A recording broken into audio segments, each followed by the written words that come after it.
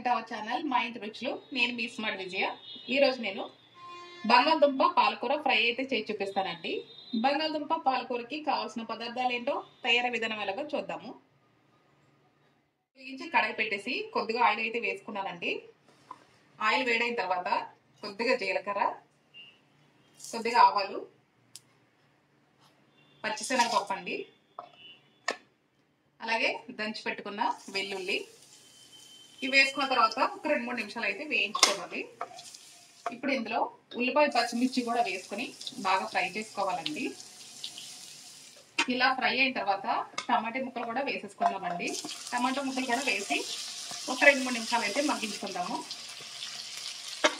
టమాటాలు మగ్గిన తర్వాత ఉడికించి పెట్టుకున్న బంగాళదుంపలండి ఇవి కూడా వేసేసుకుందాము.